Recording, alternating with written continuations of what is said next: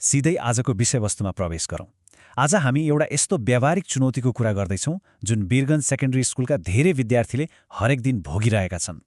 पर्साको ग्रामीण क्षेत्र जस्तै पोखरियाबाट आउने विद्यार्थीहरूका लागि यो एउटा दोहोरो भाषिक बोझ जस्तै बनेको छ। अलिकति कल्पना गरौँ न, घरमा मज्जाले भोजपुरी बोलिन्छ, तर विद्यालयको गेट छिर्ने बित्तिकै नेपाली र अङ्ग्रेजी दुवै एकैसाथ बुझ्नुपर्ने।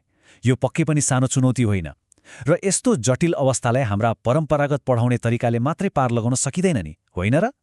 त्यसैले सामान्य टिप्सले मात्र नपुग्ने भएर आज यस व्याख्यामा 12वटा उन्नत रणनीतिहरूलाई जम्मा 6वटा मुख्य विषयवस्तुमा बाँडेर हेर्दैछौँ। चुनौतीपूर्ण बहुभाषिक कक्षा, सिकाइका नयाँ दृष्टिकोणहरू, संस्कृति र भाषाको एकीकरण, प्रविधि र सहकार्यको प्रयोग, भावनाहरू र शिक्षकको भूमिका, अनि अन्त्यमा विद्यार्थीहरूको उज्जवल भविष्य। पहिलो खण्डबाट सुरु गरौँ, चुनौतीपूर्ण बहुभाषिक कक्षा।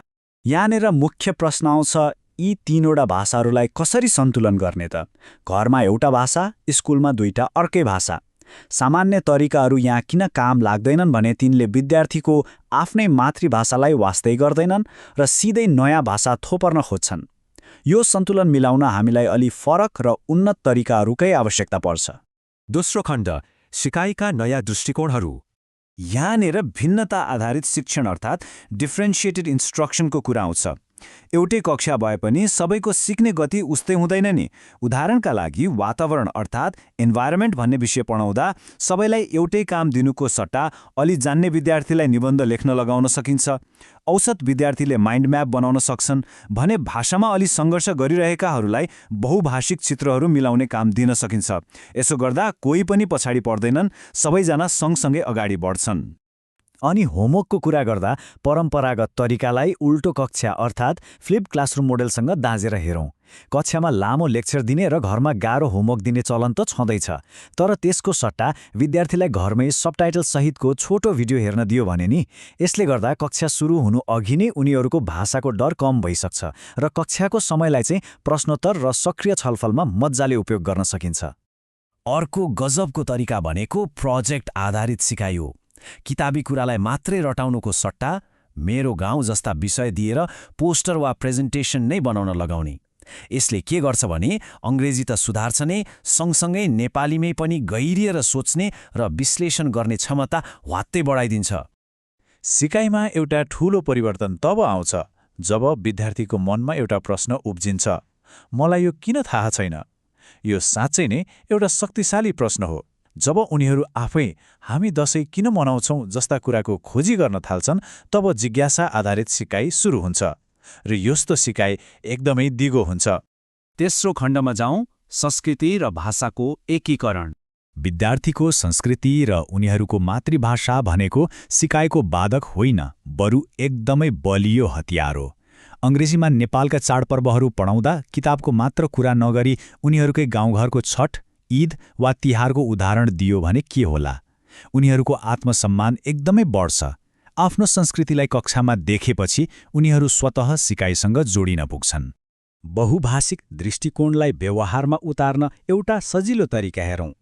कुनै पनि नयाँ शब्द सिकाउँदा त्यसलाई एकैसाथ भोजपुरी, नेपाली र अङ्ग्रेजीमा प्रस्तुत गर्ने।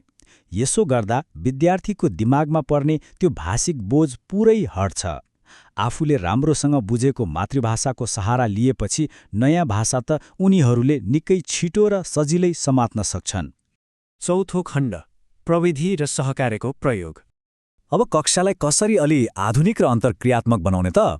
यसमा सहकार्यात्मक सिकाइले ठूलो भूमिका खेल्छ। फरक फरक क्षमता भएका विद्यार्थीहरूलाई एउटै समूहमा राखेर अङ्ग्रेजी नाटक खेल्ने वा वादविवाद गर्ने जस्ता गतिशील काम दिँदा उनीहरूले भाषा त सिक्छन् नै, सँगसँगै एकदमै नभई नहुने सामाजिक र नेतृत्व सिपहरू पनि विकास गरिरहेका हुन्छन्। अनि प्रविधिको कुरा त छुटाउनै भएन। काहुट, क्विजिज, डुओलिङ्गो वा BBC लर्निङ इङ्ग्लिस जस्ता डिजिटल टुलहरूले कक्षामा जादु नै गर्न सक्छन्।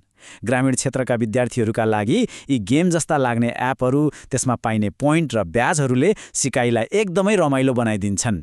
त्यति मात्र होइन, भोइस रेकर्डिङको प्रयोग गरेर साथी-साथीबीच एकअर्काको मूल्याङ्कन पनि गराउन सकिन्छ।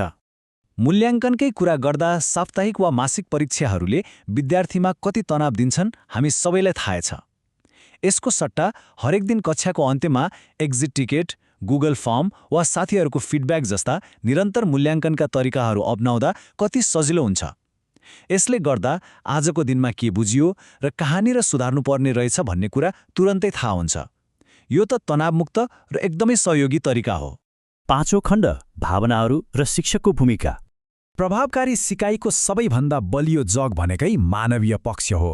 कक्षा सुरु हुनु अघि मात्रै 2 मिनेटको माइन्डफुलनेस वा श्वास-प्रश्वासको अभ्यास गराउँदा विद्यार्थीको ध्यान कति राम्ररी केन्द्रित हुन्छ भन्ने कुरा विश्वासै गर्न गाह्रो छ। त्यसमाथि ग्रामीण क्षेत्रका विद्यार्थीहरूको घरमा आफ्नै किसिमका चुनौतीहरू हुन्छन्। उनीहरूका यी भावनाहरू बुझ्ने र पारिवारिक पृष्ठभूमिको सम्मान गर्ने शिक्षकले मात्रै उनीहरूको मन जितेर साँच्चै सिकाउन सक्छन्। अनि शिक्षकले आफैलाई पनि बेला बेलामा जाँच्न जरुरी हुन्छ। आज कक्षामा विद्यार्थीहरू कत्तिको सक्रिय थिए, आउँदा दिनमा मैले के सुधार गर्नुपर्छ जस्ता प्रश्नहरूले शिक्षकलाई सधैँ अध्यावधिक रहन मद्दत गर्छन्। यस्तो आत्ममूल्याङ्कनलाई त हरेक शिक्षक प्रशिक्षण कार्यक्रममा अनिवार्य नै गरिनुपर्छ। अन्तिम तथा छैटौं खण्ड विद्यार्थीहरूको उज्जवल भविष्य।